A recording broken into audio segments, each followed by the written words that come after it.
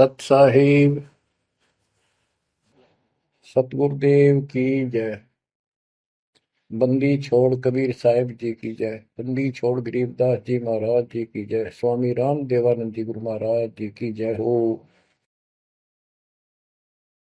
सर्व संतों की जय, सर्व भक्तों की जय, धर्मी पुरुषों की जय।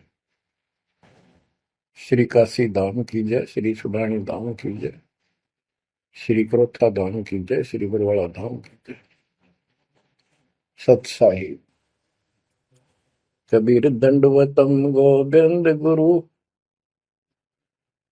बंदो अभिजन सोए, पहले वहे प्रणाम तिन, नमो जो आगे होए।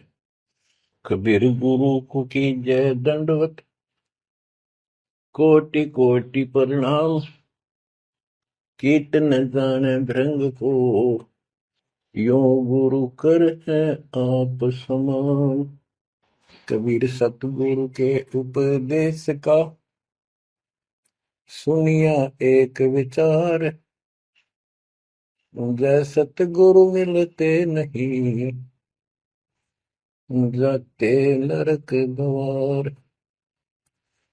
नरक द्वार में दूत सब, करते खेचा तान, उनसे कभू नहीं छूटता,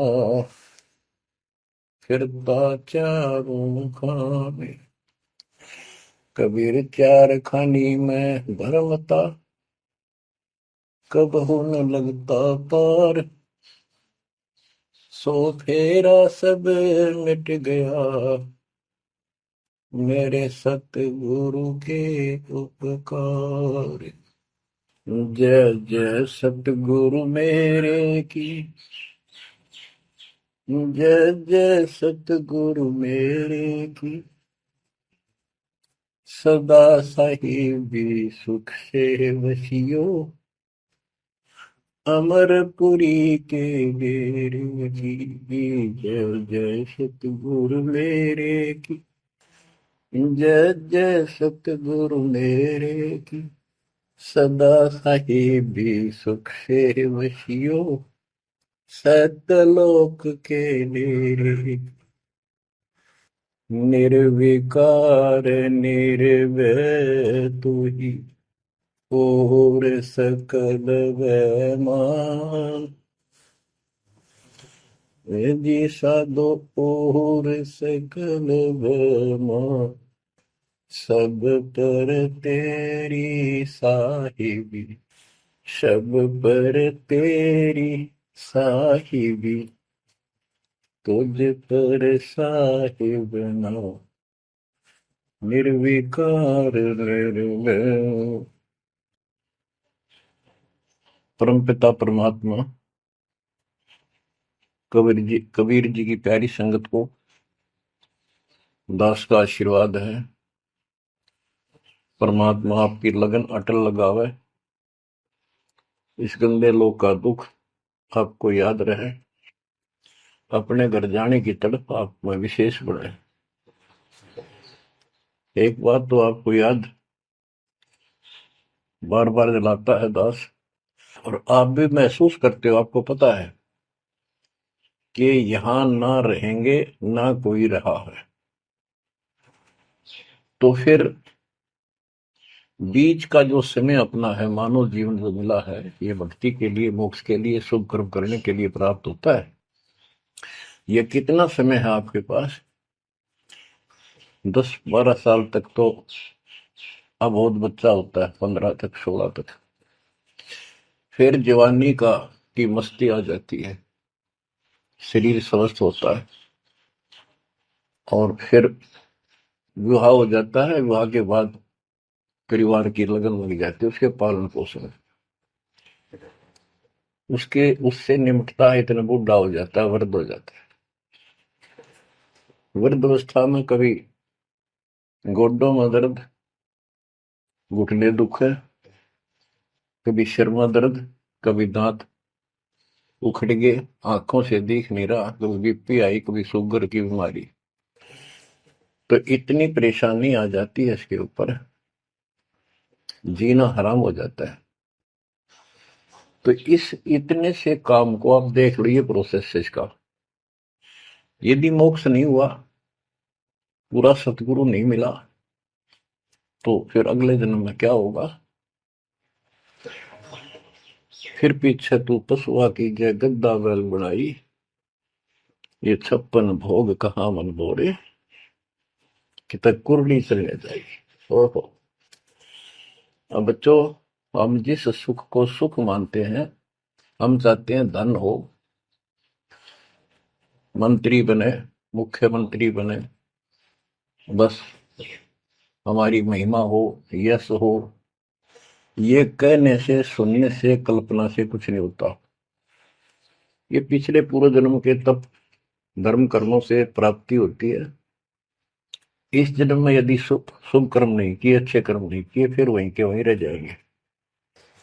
यानी कोई शुभ कर्म बनेगा नहीं है, अगले जन्म में फिर कुत्ते की नहीं पाएगा, आज चाहे कोई किसी देश का राष्ट्रपति है। तो क्या बुरी बनेगी अपने साथ? देखो, हम धन चाहते हैं, निर्धन के मन में एक तड़प हो है कि धनवान सुखी। धनवान सोचता है राजा सुखी। अब आपको एक छोटा सा उदाहरण देता हूं। अब्राहिम सुल्तान अदम राजा भी था, धनी भी था, खूब पैसा था, 18 लाख घोड़े, तुरा, अनगिन खजाना, और बकवाद करने में कसर नहीं छोड़ रखी थी। 16,000 विवाह करा रखे थे। तो भक्त आत्माओं, परमात्मा ने उस अपनी प्यारी आत्मा को उस नरक से निकाला जिसको वो सुख मान रहा था। ओए ओए, ये विचार करो। ये है वो तत्व ज्ञान जो सार निकाल कर दे दे आपको। कोई तो कहता है मैं एमएलए बन जाऊं, आशीर्वाद दियो। हम उसको भगत ही नहीं मान रहे, उसको कहते तू जा राजनीति कर ले, फिर देख लिए जब तेरे ग्रेजुएटी हो लिया तब आ जाएगी। तो हमारा नियम हमारे भगवान का बताया है, जितने भी नियम आपको दिए। तो बच्चों, उस आपको खूब कथा सुना रखी है, सत्संग अनेकों सुना रखे हैं। अब्राहिम सुल्तान कौन था? ये सम्मन था जिसने अपना बेटा काट दिया था अपने गुरुदेव की इज्जत और आबरू के लिए, उनको भोजन कराने के लिए। परमात्मा कहते हैं नुक्ते ऊपर रिझ जाएगा रे, गरीबदास जी कहते हैं नुक्ते ऊपर रिझ जाएगा रे, कोटि कर्म जड़ जाए तुम्हारे।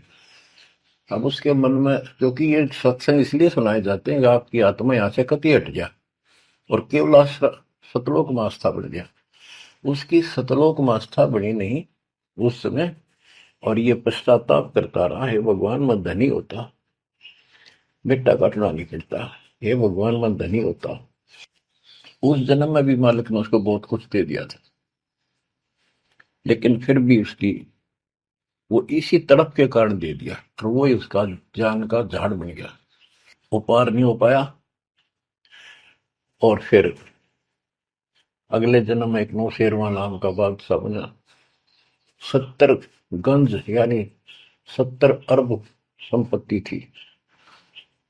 एक पैसा दान नहीं करे, परमात्मा ने वहां जाकर उसको झटका दिया, तो थोड़ा बहुत दान करवाया। वही आत्मा अगले जन्म में अब्राहिम सुल्तान अदम बना। अब जैसे कर्म कर रखा है वो फल तो भगवान देगा, लेकिन इसने के चाटे सुख न इस धन न इस राजपाट में, अगले जन्म में कुत्ता बनेगा। परमात्मा को पता होता है, हम अनजान बालक होते हैं। इसलिए परमात्मा उस नरक से निकालने के लिए अब्राहिम सुल्तान अदम के साथ, उनके साथ कितना कष्ट उठाया जाता है। एक जीव को निकालने के लिए कितने प्रयत्न किया जाता है। और आप इसी तरह बच्चों, इसी प्रकार परमात्मा देखो आपके लिए कितनी व्यवस्था कर रहा है, कहां से अपनी महिमा सुनवा रहा है। कहाँ से आपको जगा रहा है, आपको प्रेरित कर रहा है बच्चों, ये लोग अच्छा नहीं, इसमें तुम आंख मीच कर मत बैठो। इब्राहिम सुल्तान अदम मस्ती में था। वो वो बड़े ठाठ बाट थे, धनी राजा था। एक 9 लखा बाग बनवा रखा था, उसमें सोया करता दिन में, कोई दिक्कत नहीं थी उसको, वो सुख मान रहा था। कबीर साहब कहते हैं, झूठे सुख को सुख है ये मान रहा मनमोद, ये सकल चबीना काल का, कुछ मुख में कुछ बोध।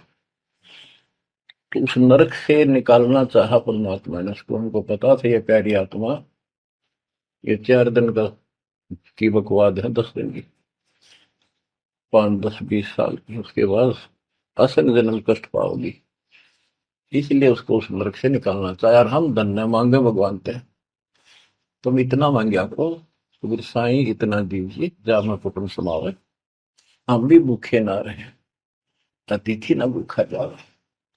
इसमें सब कुछ मांग लिया।